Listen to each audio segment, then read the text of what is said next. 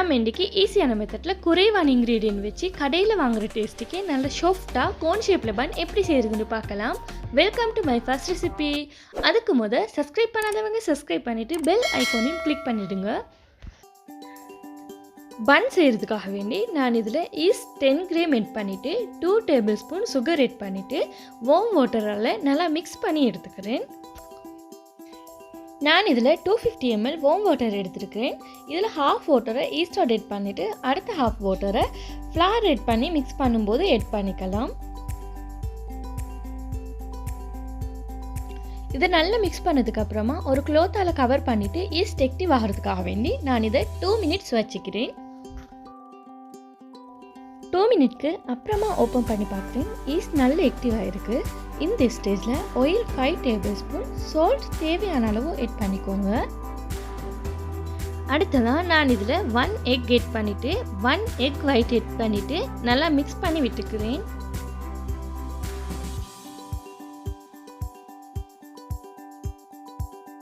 நல்லா மிக்ஸ் பண்ணதுக்கு அப்புறமா நான் இதில் 500 கிராம் கோதுமை மா எட் பண்ணிவிட்டு அதையும் நல்லா நீட் பண்ணி விட்டுக்கிறேன். கொஞ்சமாக இந்த மாதிரி நீட் பண்ணதுக்கப்புறமா நம்ம ஏற்கனவே warm water 250 ml half water எடுத்து வச்சுருந்தோம். அந்த வாட்டரை இதில் எட் பண்ணிவிட்டு நல்லா நீட் பண்ணி எடுத்துக்கலாம்.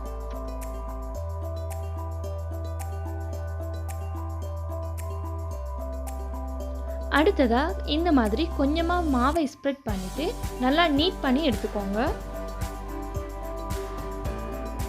டவ்வை ஒரு 10 மினிட்க்கு இந்த மாதிரி நீட் பண்ணி எடுத்துக்கோங்க. அப்போ தான் பன் நல்ல சாஃப்டாக கிடைக்கும். 500 கிராம் ஃப்ளாருக்கு 250 ml வாட்டர் சரியாக வரும். நீட் பண்ணும்போது கொஞ்சமாக கையில் ஒட்டுற மாதிரி தான் இருக்கும். 10 மினிட்ஸ்க்கு நல்லா நீட் பண்ணி கொண்டு இருந்தீங்கன்னா கையில் ஒட்டாமல் டவ் நல்லா சாஃப்டாக கிடைக்கும்.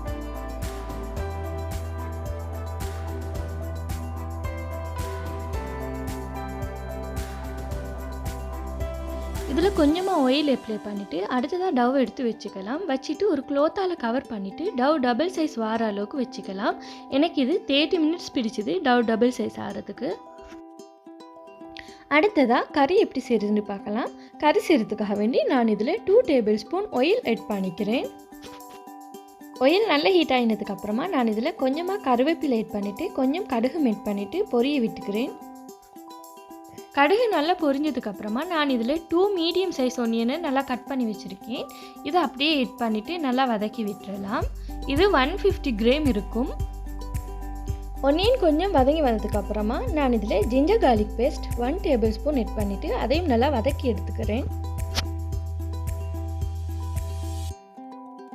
ஒனியன் நல்லா வதங்கி வந்துட்டு நான் இந்த ஸ்டேஜில் 30 gram leeks, 1/4 teaspoon turmeric powder, 1/2 teaspoon chilli flakes, 1/2 teaspoon pepper powder, 1/2 teaspoon cumin powder, தேவையான அளவு சால்ட் எட் பண்ணிவிட்டு நல்லா மிக்ஸ் பண்ணி விட்டுக்கலாம்.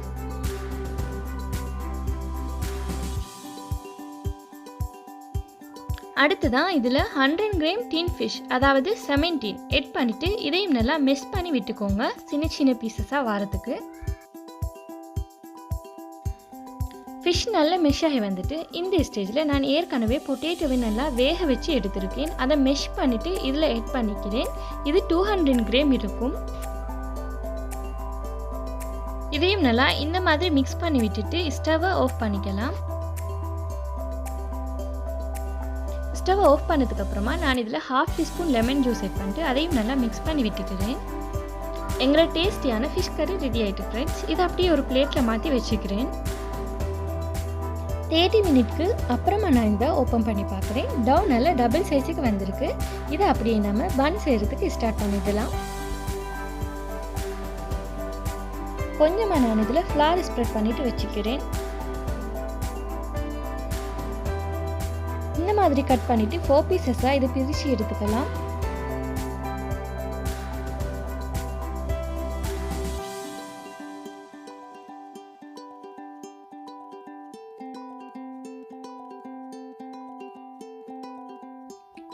இந்த மாதிரி நல்லா தட்டினதுக்கப்புறமா நான் இதில் ஒரு கறி பவுல் எடுத்து அதோட சைஸுக்கு நல்லா ரவுண்ட் ஷேப்புக்கு கட் பண்ணி எடுத்துக்கிறேன்.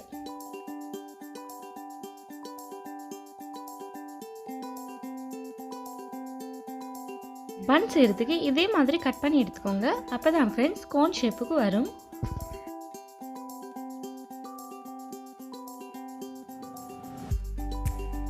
இந்த மாதிரி கட் பண்ணதுக்கப்புறமா நம்ம ஏற்கனவே குக் பண்ணி வச்சுருந்த கறியை இதில் ஆட் பண்ணிக்கலாம்.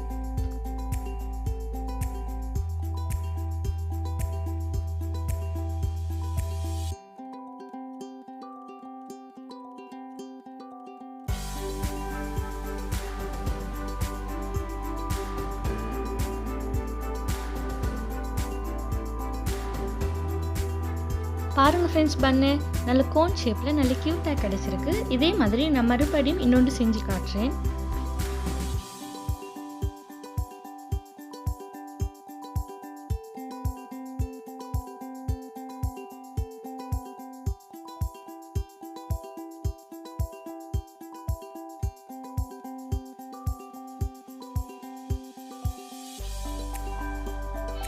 வீடியோவை ஸ்கிப் பண்ணாமல் பாருங்கள் ஃப்ரெண்ட்ஸ். அப்போ தான் உங்களுக்கு இதே மாதிரி நல்ல க்யூட்டாக செஞ்சுருக்கலாம்.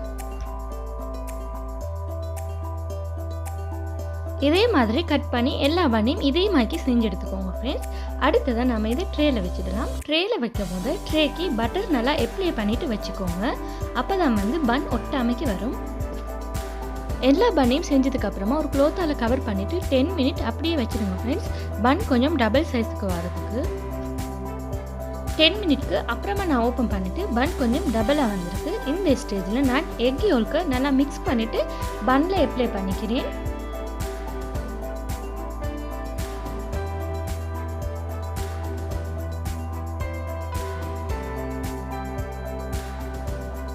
இந்த மாதிரி நல்லா எக் யோல்க்கை அப்ளை பண்ணதுக்கப்புறமா நான் இதில் செஸ்மி சீட்ஸ் கொஞ்சம் ஸ்ப்ரெட் பண்ணி விட்டுடுறேன். அதாவது எள்ளு. அடுத்ததாக இதை எடுத்து அப்படியே அவனில் வச்சிடலாம். அவனில் பன்னை வைக்கிறதுக்கு 2 மினிட்க்கு முத அவனை 180 டிகிரி செல்சியஸுக்கு ப்ரீஹீட் பண்ணி வச்சுக்கோங்க. அப்புறமா இதை வச்சிடலாம்.